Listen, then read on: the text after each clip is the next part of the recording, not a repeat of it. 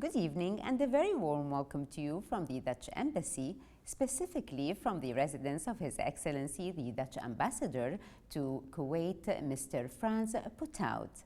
We are here today to give you an insight into His Excellency's views on Kuwait as seen through his eyes in our program Through Their Eyes. Let's go.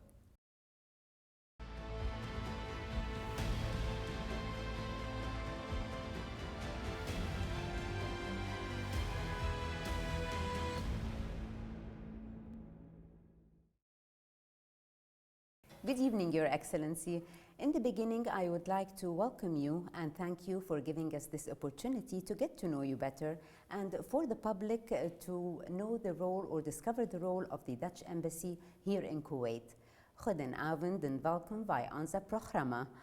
I hope I welcomed you correctly in Dutch. Your Dutch is terrific. I really congratulate you. Thank you very much. I can tell you it wasn't easy. Oh, it's really a very hard language to learn. Okay. I hope that more Kuwaitis will learn Dutch. I hope so too. I nice. hope so too. Okay. Your Excellency, let us start off by getting to know you better. You have, before becoming an ambassador, let me take you back a few years to the beginning of your career, up until 2015 when you assumed your post here as the Dutch ambassador to Kuwait. Can you tell me a bit about your career? With pleasure. I must say I'm, as they call it, a career diplomat. Mm-hmm. That means that after university, I was 26 years old, I started with Ministry of Foreign Affairs. Mm-hmm. And from there, I went to many countries, starting in Beijing, China, Vietnam, Middle East. And then every time you go a little step higher, you start as third secretary, and then second secretary. And then if you do really your best, you become first secretary. So in the end of the day, you become somewhere ambassador. And my first post as an head of mission was in Ramallah, mm-hmm. Palestine. And then later on I was in Kazakhstan, also a country with lots of oil and gas. And now I'm so happy to be here in Kuwait. And if, let's say, the years go back, would you have chosen the same career? This is a very difficult question. Eh? Is it? Yes, what can we say? When I was young, and still, but I like music very much. And I was playing piano, organ, and there was a moment that I thought, and also my music teacher told me, so why don't you go to the conservatoire and become a professional musician? Why didn't you? Anyway, you have to realize that it's only worthwhile if you're really talented. Then you'll be a solo pianist in the big music halls of the world. But if your teacher told you that you should go, it means that you were talented. No, anyway, so I still play the piano from time to time with great pleasure, mm-hmm. but I'm also very pleased to be. But do you have any regrets? No. None whatsoever. No. That's good. Okay, after being nearly over 2 years in Kuwait, what do you think? What is your overall impression about the country, people, and leadership? Now, I was in the other part of the Middle East, Syria and Jordan, and then I was coming here in the Arab Peninsula, in the desert, and all these people with the way they dress themselves up, and you thought so it would be difficult to really get familiar with the people. Mm-hmm. But now in Kuwait, people are open, transparent, they are friendly, inviting you. So this was, may I say, kind of a surprise that it was so easy to have contact with everyone. They invite you for the diwaniyas, they are very generous. And so you know the diwaniyas also? You go to diwaniyas? Oh yes, from time to time, especially when we have Ramadan. Huh? Yes. So that is almost every evening. Mm-hmm. No, but also my neighbor has a big diwaniyah, so that's the way we meet people, and it's something that we don't know in Europe, of course. Yes. No, and so your question was, how the Kuwait society works with you. That's very positive in the openness and transparent. And then about the leadership, now of course I have great admiration for your emir. It is really fantastic, also with his experience. He was Minister for Foreign Affairs for 40 years. Mm-hmm. And then also he has a good heart. People love him. Yes. And that he's sometimes a little bit out of, he doesn't follow the day-to-day politics. That's, of course, you have the government and you have the parliament. But of course his general leadership of steering this country to the future is impressive. And especially also his generosity as a humanitarian leader for the suffering world. You know, it's very touching. And what about let me ask you on a more personal basis. I know that your wife is with you. How actually did she find adjusting to Kuwait? It's always easier for the man to adjust, but it's not so easy for the wife, especially also if there were children. Yes. Now we came to Kuwait without our children, so it is for my wife a bit difficult to know that they are in the university and they all go their own way. So we are together again, you know, and now we make the best of it in Kuwait. But again, the same experience that I have was being invited everywhere. She also invited, especially by Kuwaiti ladies, but also with the ladies of the diplomatic corps. And then, of course, we are receiving many people at our house. That also gives a lot of activities. But she's doing well. Of course, she's traveling more to Holland than I'm doing. But for the children? For the children, but also for her family and to see her friends. But anyway, she is also very happy, and she makes my life also here in Kuwait very happy. So I think we cope excellent with the situation here. Your Excellency, as a wife of an ambassador, is it protocol for the wife to have a cultural, say, or a social role, or is it something between you two you agree upon?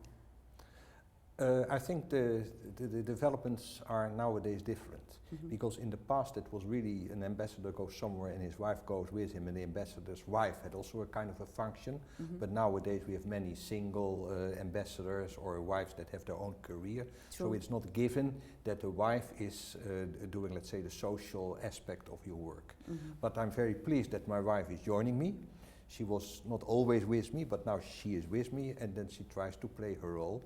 And that means that if there are activities for ladies, especially in the cultural field or sporty or whatever, so she tries to be there. So she has also a public function. She joins me going to receptions, but we have to organize in our house dinner parties and all kinds of other activities, and she's very enthusiastic doing it, and I'm only glad for that.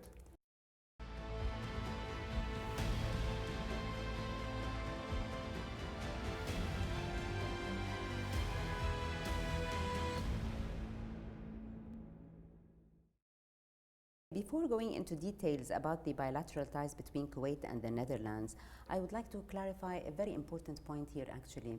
A lot of people, and that's also including myself, when referring to Holland, we tend to think or assume that it's the same as the Netherlands. And I came to recently know that that's not the case. Can you explain a bit about that? I'll try, but it's not so complicated. Okay. Because Holland is just a part of the Netherlands. It is the western part, and in the Golden Age, 300 years ago, it was the most important part, Amsterdam, Rotterdam, The Hague. So that's why people refer to the Netherlands as Holland, but you can compare it with England and the United Kingdom. So if you say a Scotsman, are you from England, he will be offended, yes. Offended. So that's why it's a bit with the Dutch and the Netherlands, but we are not so precise about it. So because Holland is a much more well-known and brand name, so that's why we often refer to the Netherlands as Holland, and we also do it ourselves. This takes me actually to another interesting fact. Amsterdam is the capital, whereas The Hague is where the government seat is. Why is that? Yes, it's also a historic development, because it was already in the Middle Ages that the Count of Holland has his residence in The Hague. So that's why the government was always in The Hague, while Amsterdam became the most important city of the country, and by that time even the most important city of the world in our Golden Age 300 years ago. So that's why Amsterdam got, you know, most important capital, and then of course the king is living in The Hague. In The Hague, yes. Yes, okay. And Koningsdag, did I pronounce it right? Very King's good. Day? Yes. Okay. So Koningsdag happens in The Hague, or is it celebrated all over Netherlands? Now, Koningsdag, first of all, is the birthday of our king. And you see here at the embassy we are very proud of our king. He becomes 50 this year, and in Holland this is celebrated all over the country. But he himself, every year he chooses one city to celebrate his birthday. And this year it will be in Tilburg. So he doesn't celebrate it every year in the same place? No. to make it possible for the whole population to see it, let's say one in a lifetime, that you have the royal coming to having his party in your city. That's why this year is going to Tilburg. But we also will celebrate it here in Kuwait. And so this is the invitation card. And you see how beautiful colors we made. And why did I do so? Because we also want to celebrate the Dutch healthy food. Because we say, okay, we celebrate the birthday of the king, but we also give attention to the beautiful products we have from Holland here in Kuwait. But in Koningsdag, the noticeable thing is that they all go out in orange. Why orange? Why the color orange? It's also a history. The family name of our royal family is of Orange.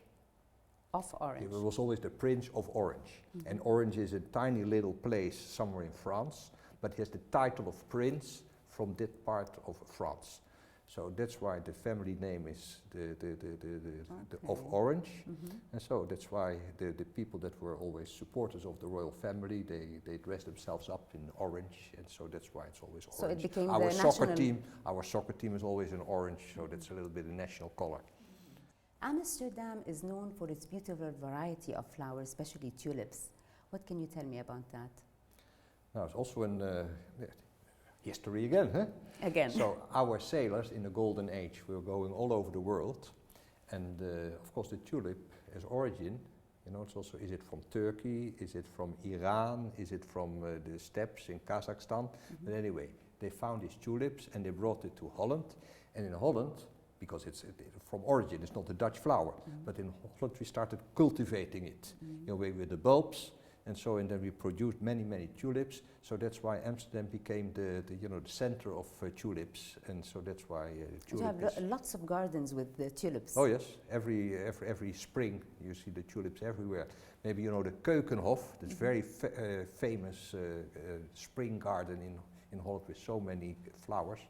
So we have many tourists over there, and even we get now at our cultural section many Kuwaitis who like to go to Holland just to see the flowers of the Keukenhof. Yeah, I'm sure it's beautiful. So it's amazing. Yes, yes. And normally when people say Netherlands, a lot of things come to your mind, like bicycles, windmills, wooden shoes, the clogs, and canals, because it is also called the city of canals. And of course museums. Why, for example, bicycles?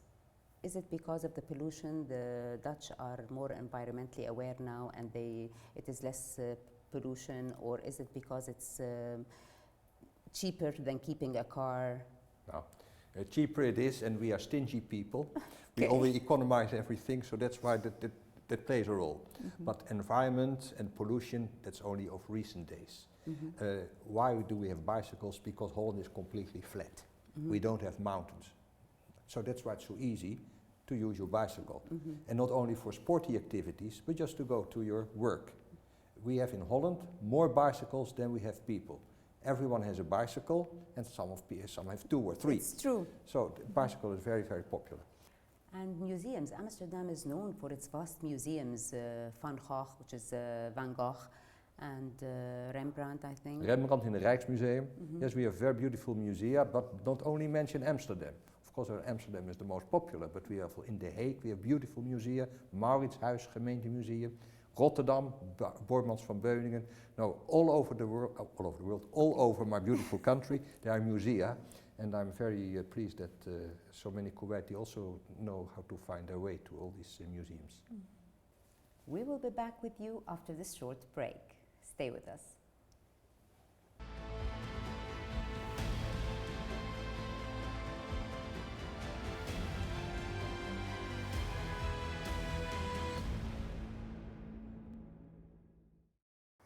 More and more people are looking for cleaner source of energy, especially the Dutch nowadays, especially after the earthquakes that's been happening in the north of Holland, especially in the province of Groningen. They want to see cleaner, renewable energy like solar, wind, geothermal. What do you say about that? We have no choice, because you know of the Paris Agreement that we have to the carbon dioxide we have to reduce this very much. And this is of course a worldwide commitment, also from Kuwait, because it's also in the plans of Kuwait 2035, and also one of the directions the Emir has given to the Kuwaiti society. We have to reduce the use of fossil energy. So of course this is difficult. It's also a difficult message for Kuwait, because at the end of the day oil and gas will not be as popular as it is nowadays. Okay. But of course in Holland we are working hard to get the reduction of it, but it will take time. It really will take time. But that's why I'm so pleased that, let's say, companies as the Shell company, they take the lead in order to get this energy transition, not only in the Netherlands but worldwide.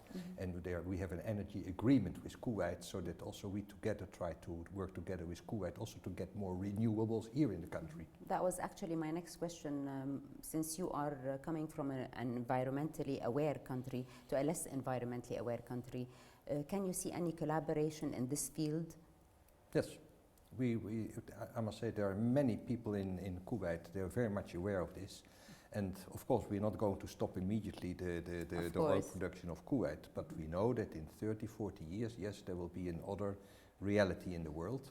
And so you see it also in Kuwait, you know, solar energy plays a role.